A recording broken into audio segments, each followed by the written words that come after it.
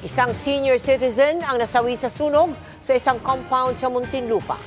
Ang biktimang hirap na umanong makalakad, hindi na nakalabas sa bilis ng pagkalat ng apoy.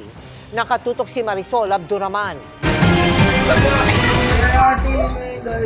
Nabulabog ang mga residente ng Marquez Compound sa Mecaville sa Putatan, Muntinlupa nang maglagablab ang apoy pasado las 10 ng umaga kanina.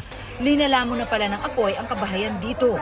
10:26 ng umaga kanina nang itaas sa unang alarma ang sunog at makalipas lamang ang ilang minuto, 15 bahay agad ang nasunog. Bukod kasi sa dikit-dikit ang mga bahay, gawa pa raw ito sa mga light material at medyo may kalakasan daw ang hangin kanina kaya mabilis na kumalat ang apoy.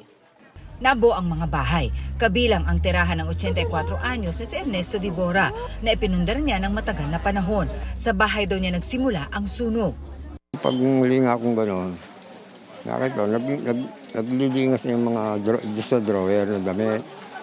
Ngayon, nung biglang hindi na ako makapasok, lakas ng apoy. Ngayon, ginawa ng mga anak ko, dinala ko dito. Pero ang mas masaklap, nasawi ang kanyang 77 anyos na hipag na si Crisanta Arrera. Pag ligang akong gano'n, laki na apoy. Kasi hindi niyo na po siya nakita. Hindi na. Wala na rin sunog. Usok na lahat ang loob ng bahay.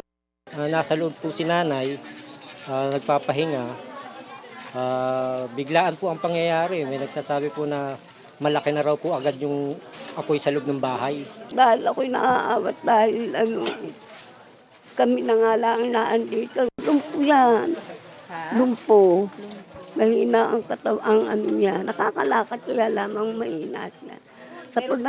Sapon na sa pagkabata yun. Medyo nahirapan lang yung mga tropa natin kasi po nakita nyo naman yung lugar dito is medyo masikip. Tsaka yung crowd po, pagka ganyan may mga sunog talaga tayo, uncontrollable yan eh. Kaya medyo sila ang naging hindrance. Inaalam pa ang sanhi ng sunog na umabot sa ikalawang alarma.